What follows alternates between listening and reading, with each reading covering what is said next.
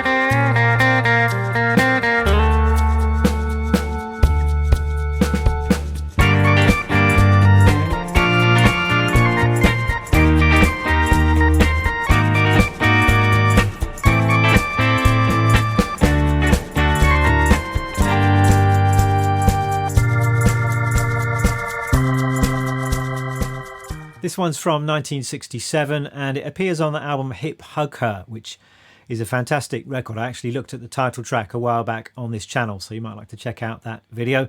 This particular tune is actually pretty complex. We've got different feel changes, lots of key changes, and loads of interesting guitar parts as well. So I'm going to break everything down for you. There will be timestamps underneath this video so you can jump around if necessary. So let's get started. We're in the key of E minor, at least to start with, and there's a little intro solo.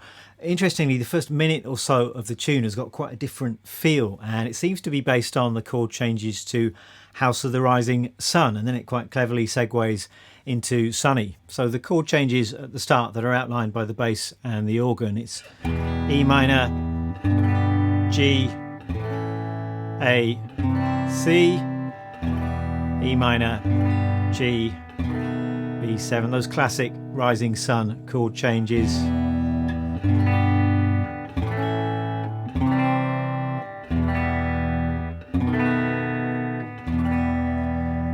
Cropper comes in over the second half of that chord progression. His first phrase is this. A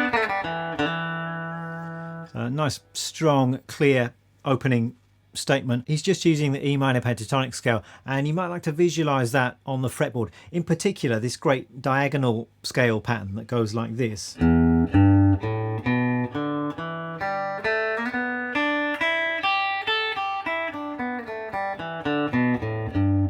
Now, if you don't know this pattern, it's absolutely essential. We're starting off in the open position, coming as far as this note here, 2nd fret on the 3rd string. Then we're shifting up to the 4th fret, and then we're into this little box shape. So 3-5, 3-5 on the top 2 strings. So that's what I refer to as a diagonal pentatonic scale pattern. We're kind of connecting 2 different positions. If you like, you can slide up on the 3rd string.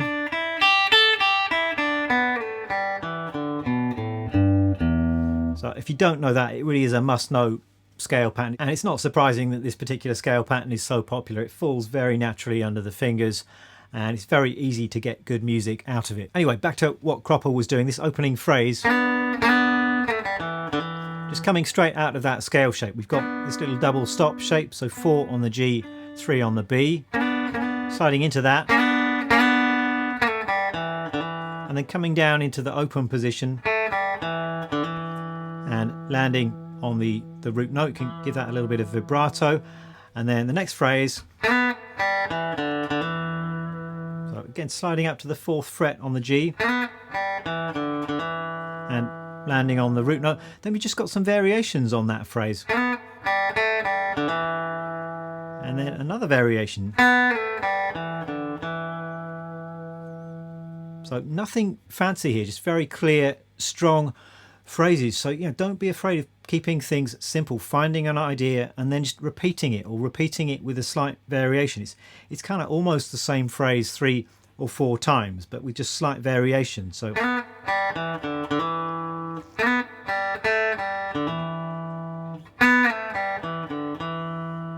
all of those phrases have got a very similar rhythm. We're coming in on the and of 2, but just got 1 or 2 notes slightly different. Next we've got our first key change, and you hear a C chord, which is taking us to the key of F minor. So we're just going up a semitone. C is kind of the 5 of F. So often you will introduce a key change with a 5 chord. It just really establishes where the home chord is. So we're now in the key of F minor, and Cropper continues his solo using the F minor pentatonic scale. So you've got that same scale pattern.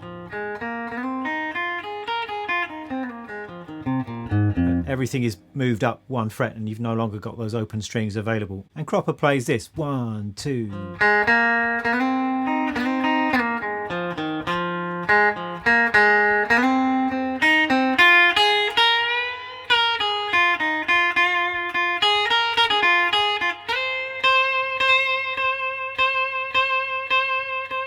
So we've got a longer phrase now. He starts off quite sparsely, leaving space, but this is more of an extended phrase. So we're starting down here.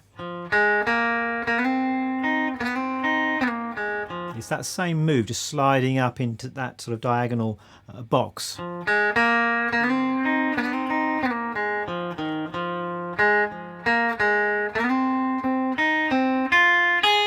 we're climbing up higher. We've got a bend at the 6th fret on the top string.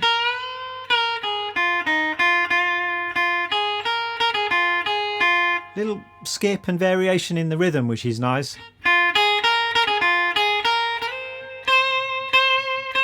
And hitting this C note here, which is, it's a chord tone. So even if you're just using the minor pentatonic scale, you still need to listen and try and land on the right notes that are fitting the chords that you're playing over.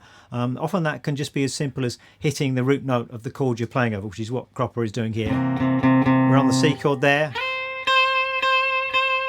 He's just playing the C note. It doesn't have to be complicated. Next we've got this 2, 3, 4, 1.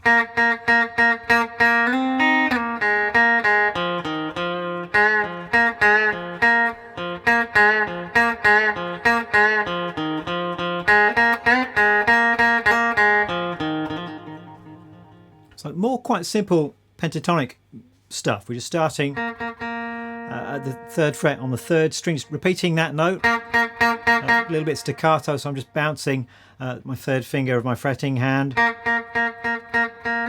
sliding up and down again, and then he gets into this idea. It's about a 3-note idea we've got. So it's 3 on the G, 1 on the G, just giving that a slight bend sharp, and then the root note. And he's just playing around with the rhythm of this idea in a nice way. So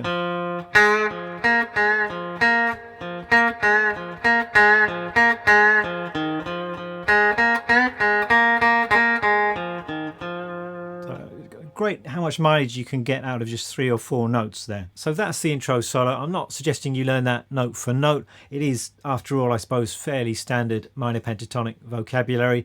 But if you are new to soloing, you know, it might be a worthwhile solo to study in a bit more detail. You can get a lot out of it. There are lots of nice ideas, licks and phrases. It's great the way that solo develops just using simple materials. So you know, if you did want to go all out and learn it note for note, you would certainly get something out of it, I think. At this point the song does transform into Sunny, and you can hear Booker T playing the main melody, and this is where Cropper switches to rhythm guitar, and it's just really solid, quite simple rhythm guitar, as I say, playing a really beautiful chord progression. I'm going to take you through the basic chords to begin with, then I will get into how we can approach things rhythmically and look at some strumming patterns. So we're beginning with F minor. This is the 1 chord in the key of F minor, 4 beats on that.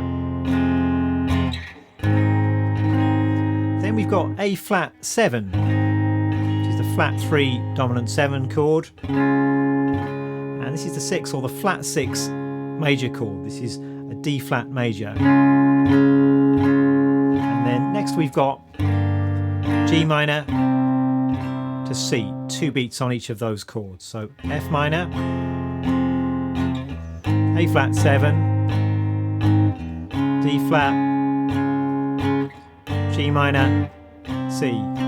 So 4 beats on all of those apart from the G flat to C. So as I say, it's a 1. You've got this flat 3 chord, which is kind of a secondary dominant. That's the 5 of the D flat, so it's the 5 of this 6 chord, and then we've just got a 2, 2, 5, 1, taking us back home again. That all then repeats.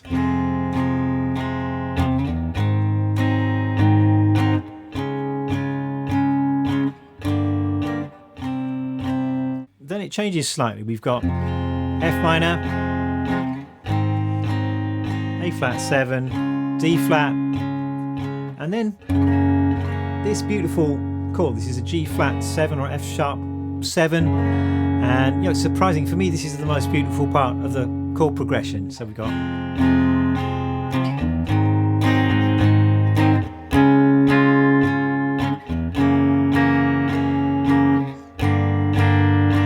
and then to wrap up the chord progression, we've just got the 2, 5, 1, G minor, C,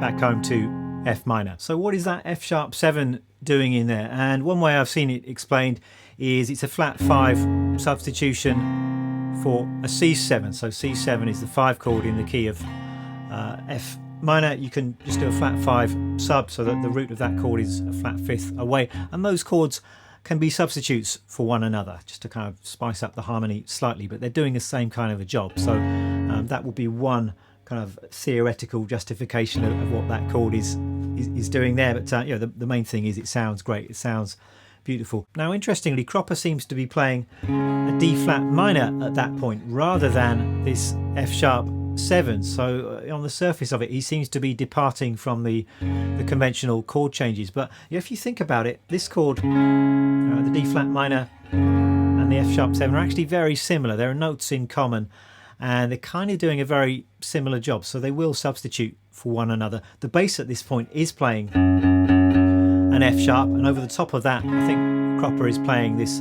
D flat minor chord. But take a listen to it, it absolutely works, and this chord is really a substitute for that F sharp 7. So apologies, a bit of a nerdy theoretical diversion there, but back to the main chord progression. I'm just going to put all of that together. I'm keeping it very simple in my strumming hand to begin with, but this is the cycle. So we've got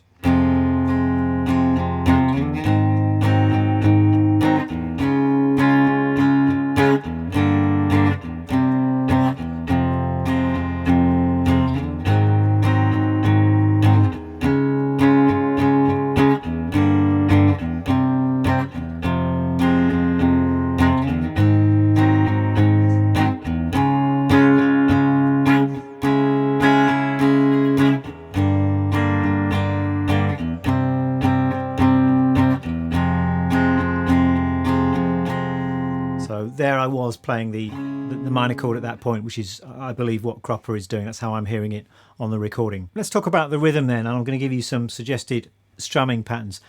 And the most important thing here is just to stay nice and loose and relaxed in your strumming hand. To begin with, you might like to just establish a all downstroke 8th note kind of feel. So 1 and 2 and 3 and 4, and just keep that hand bouncing 3 and 4 and 1 and 2 and 3 and 4. And I'm kind of playing on the lower notes in the chord, and then I'm hitting the higher strings on 2 and 4 as an accent. So you've got this kind of 1 and 2.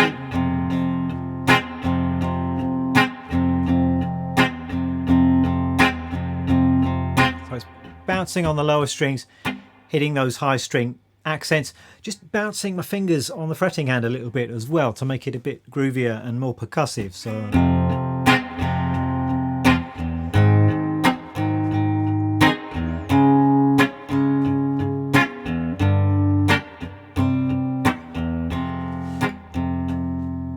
that would be a good starting point. I think what Cropper's doing is it's a little bit busier than that. He's sometimes got some up strums in there as well. So if you've got your hand bouncing like that, you can just sometimes hit the strings on the way up too.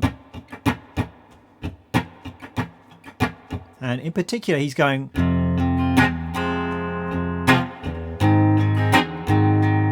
He's got this kind of. Just before you hit that first accent, it's 1 E and a 2.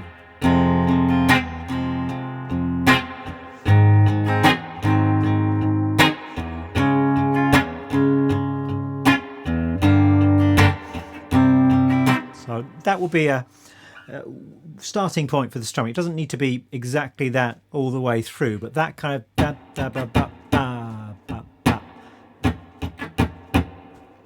that would work if you want a fixed strumming pattern. So down, down, up, down, down, down, down.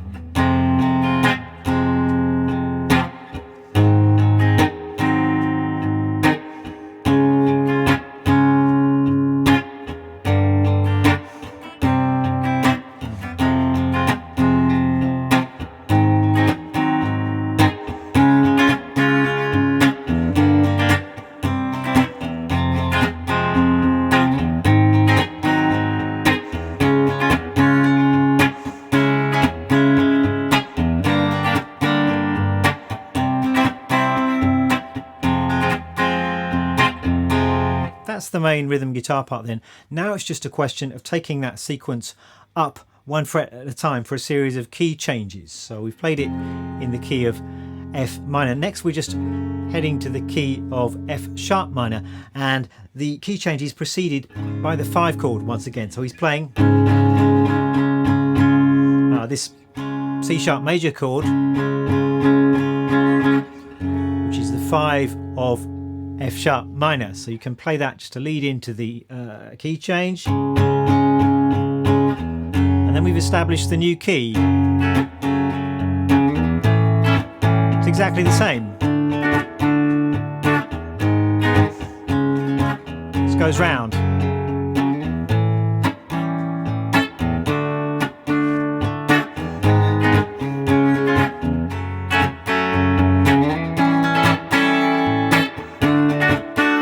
Minor.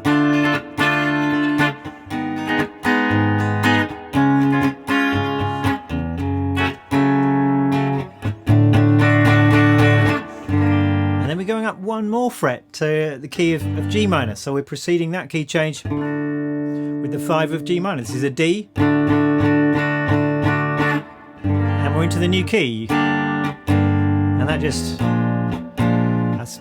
exactly the same sequence. You're just shifting everything up the fretboard. So this one is actually a really nice rhythm guitar workout. It's an interesting chord progression. The strumming pattern is actually quite challenging. To have that really in the pocket and groovy, you've got to stay nice and relaxed and really kind of focus on keeping that tight, which is not easy to do. And then you've got the theoretical aspect of it as well. So if you can understand how these chords are moving, you can think about those key changes, the 5 of the new 1 chord when you're changing key. It's really interesting stuff. And we're nearly there. After we've played through the chord sequence in the key of G minor, the tune breaks down and we've got another little solo from Cropper, this time in the key of G minor. And what he's playing goes like this. We've got 1 and 2.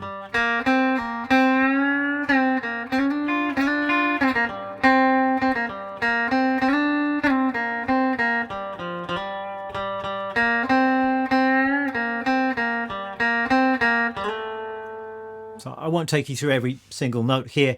It's the same kind of strategy. It's just minor pentatonic, sliding up into that little extended box occasionally as well. Got some bending. There's just some variations in the rhythm there. So it's that 2/16 and an 1/8 rhythm. So that kind of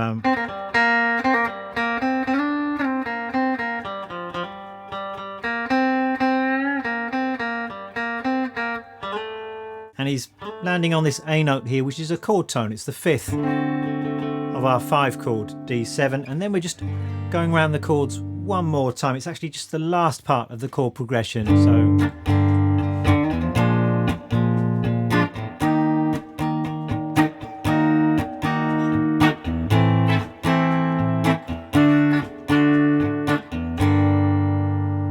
ending on the G minor. And there we have it. We've got some lovely tasteful soloing, a great rhythm guitar part. There's actually quite a lot to dig into here. A brief rundown of the gear that I'm using today. Brief because there's not much to say. I'm just using a guitar straight into an amp. The guitar is my 52 reissue Telecaster. Amp is a Fender Princeton. And it's something I enjoy doing a lot, actually, just going straight into an amp, no effects pedals. And you can really hear the character of the guitar and the character of the amp. And of course, I still love effects pedals, but particularly for this style of music, often you're going to get the best results if you keep things simple. So that's what I'm doing today. That's it for today's video. Hope you've enjoyed it. As usual, tab and backing track are going to be available over on the Patreon page. And it was quite a time-consuming backing track to put together, just because it was a real test of my keyboard skills. I'm certainly no Booker T, but I can just about fake my way through the Hammond organ parts. I hope you enjoy playing along to that. Thanks for watching, and I'm going to take a little bit of time off over August. I've got a couple of videos filmed in advance, so you won't go completely without videos over the next few weeks, but I might take 1 or 2 weeks off, and I'll see you soon. Take care.